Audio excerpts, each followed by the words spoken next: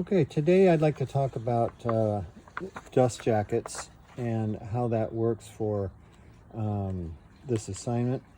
And I've picked 3 different types of books to talk about it. I picked an academic book here, The History of Graphic Design by Philip Meggs. I picked a novel by Kurt Vonnegut, Bluebeard, and the autobiography by Michelle Obama called Becoming. And so I think I'll start with that one, the Michelle Obama book first.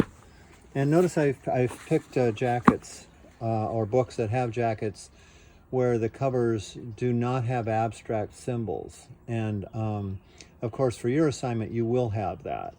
And I've done that to a certain degree on purpose because I want you to think about symbols first as we've talked about them and on your own, and not be persuaded too much by what you see as someone else doing exactly that thing. So instead, what we're talking about is what kind of information should be on a jacket, regardless of the type of book that it is, and in other cases, what is specific to the type of book that it happens to be. So all book jackets have these 5 panels.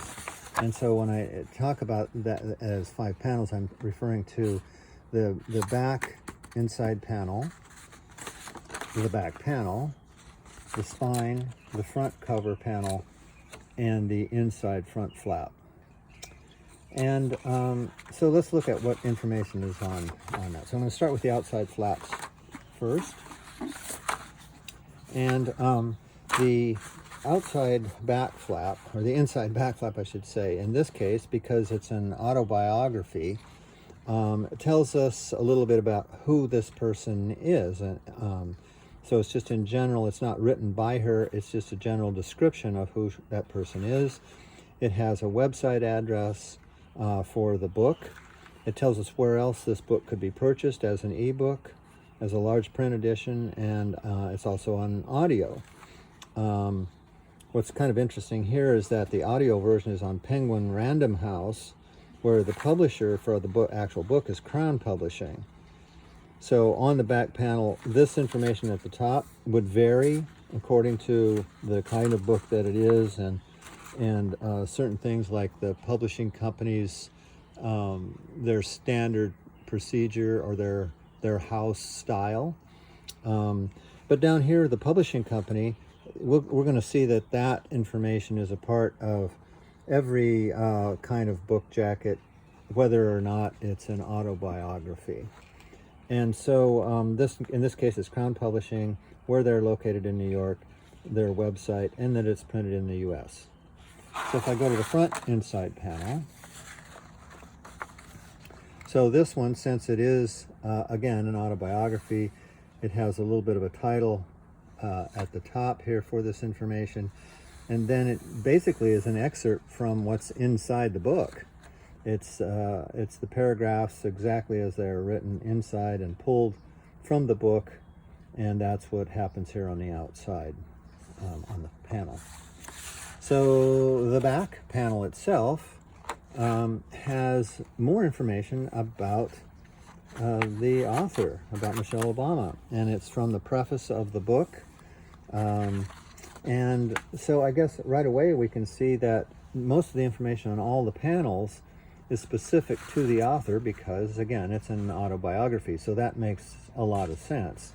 And this back here, it's from the preface of the book. It's just pulled directly from the book, kind of introducing what the book is about. The back, and then in addition to that, on here though, which would be specific to this kind of book, an autobiography, but then we have the scan barcode on the back, and we're going to see that on, I think, every book jacket. Then the back spine, we have the title of the book, Becoming, the author's name, Michelle Obama, and the publishing company. In this case, the publishing company's logo is a typographic one, so we see it like that.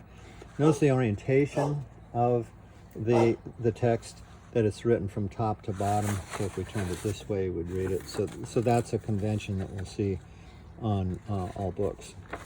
The front cover, a photograph, the title of the book, the name of the person.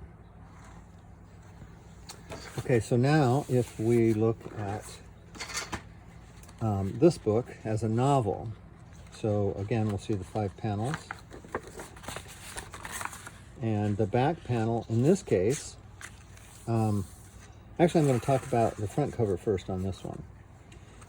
So Kurt Vonnegut is an author who is someone who they're so well known, and the name of the author itself becomes a major selling point. So if you or I wrote a book, then we don't have that stature quite yet. And so nobody's going to know us. They're going to be more interested in the subject that we might write about.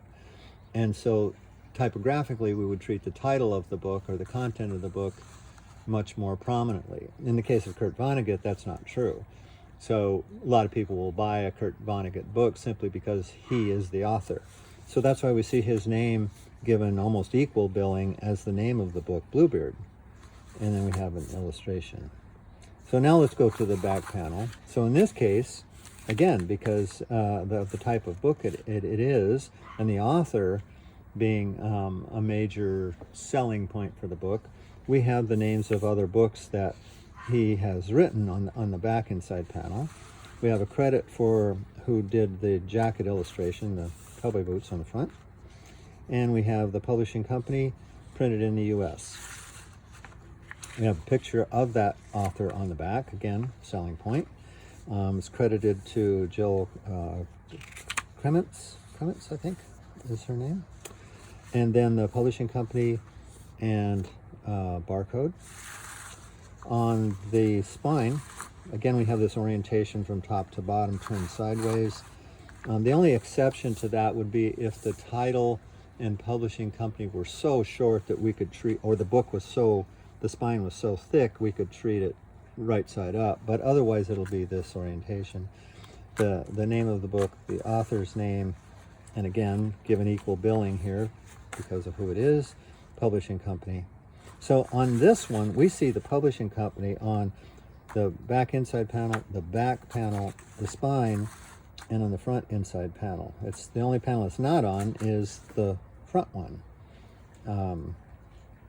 Okay, so now a third kind of jacket that, as an example here, an academic book.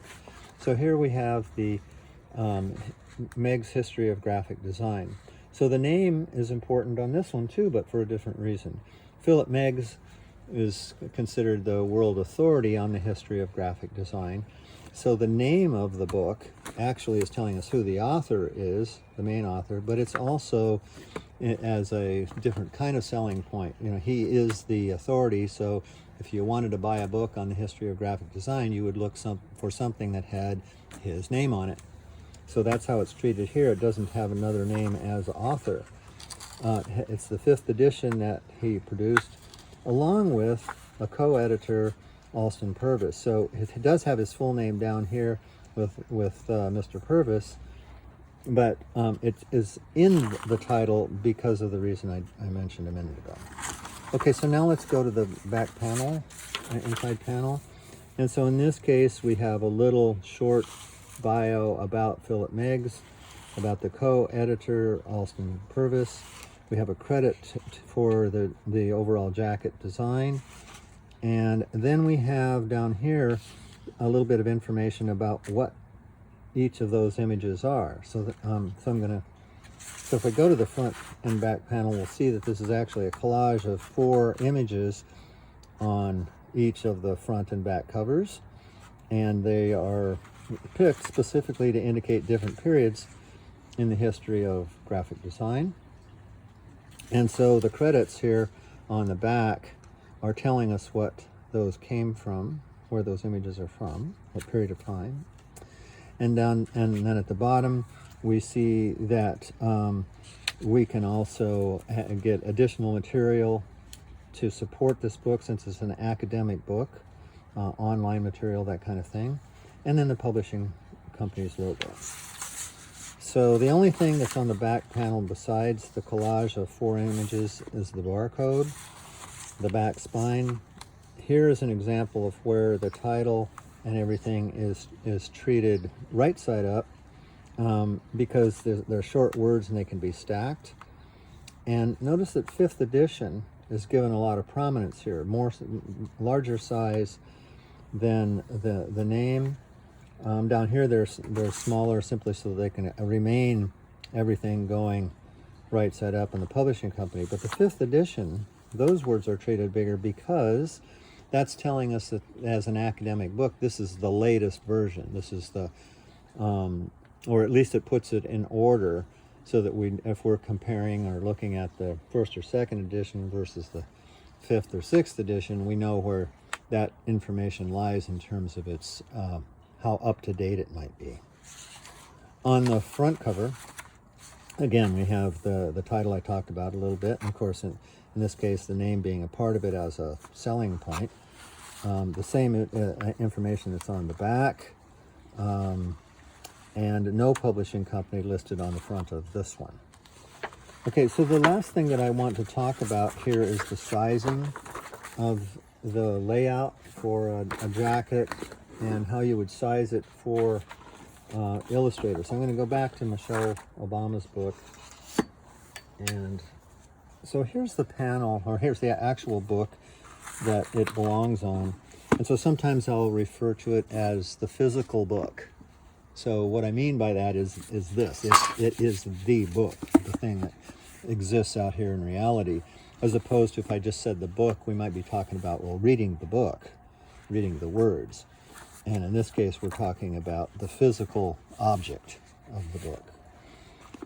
And we need to know this because we need to size the jacket so that it will wrap around it and fit correctly.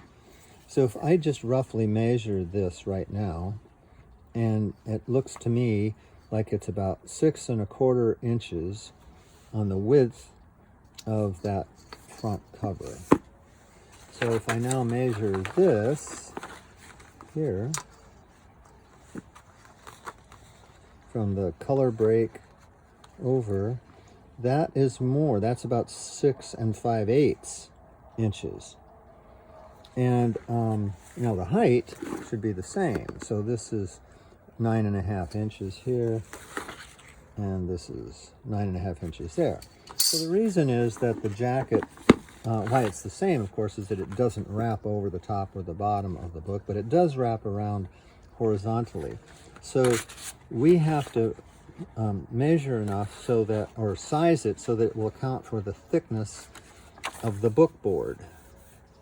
And in this case, this book board is a little over 1/16 of an inch, which is kind of thin, actually. If we look at the Vonnegut book, for example, this one is 1/8. And I believe that the History of Graphic Design book is also 1/8. Yeah, it's also 1/8, so it's thicker. So the Michelle Obama book happens to, just for whatever reason, be a little bit thinner.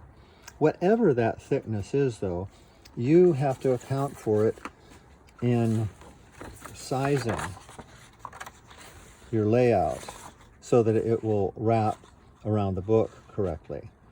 There's one other point that I want to make here, and that is, if you notice on this particular cover, things are, what's on one panel or the next, it's a separate image or separate text. Nothing flows from one to the next, except for this little idea here that, see what the fold is on this cover? Like this, the background color, it wraps around and extends into the inside about 3/16 of an inch. So that's the reason to, if it didn't do that, you'd have this funny white line on the edge there. It wouldn't look as finished. And so it goes around like that. Now if we look at, I didn't put, oh yeah I did. So this one, the Kurt Vonnegut book, this is an example of of an image that actually extends across all 5 panels, or four of the 5 panels. So it wraps around that little bit on the back panel, just like the Michelle Obama background color did. But then that red band goes across all of the other four panels. So that's a minor example of something extending all the way across. The advantage of bleeding or extending an image across is that you don't have to worry about folds occurring in a good, without accidentally creating a little white gap, I guess, between the image and whatever the next panel is. So you can wrap the image, or you can separate them by panel. If you separate the images by panel, like this is an example of, you do need to wrap whatever's on the front and back cover, that background color or image, about 3/16 of an inch into what will be the back inside panels. The last thing maybe I'm going to mention is, because I see this happen a lot, is the width of the inside panels. There's a lot of variation in what those sizes could be, but honestly it's way better if the width of this, so let's see, here's the, so there's the whole width of that front panel. You can see that the inside panel, the width of it is over half the distance all the way across that the what would be the front or back cover width. It's a lot more than that. So this does two things. One, as far as a staying on the book, it's got more paper there, so it's going to grab it more, and it's not going to slide off. It's not going to slip around. All that practical reason. The other reason, however, is typographically. So since I have a wider distance here, that gives me a chance to perhaps bring the type size up a little bit. It certainly allows me to have a longer line length, both things that will help the readability. So I would say that at a minimum, whatever the width of your panel is, in this case 6 inches, I would say for a 6-inch front panel, the minimum width for the inside panel should be 3 inches, or half of that. In this case, again, this is 6 inches long, and this panel here is 4 1/8. So it's about 2/3, again, for those reasons, both typographically and so that it stays on the book.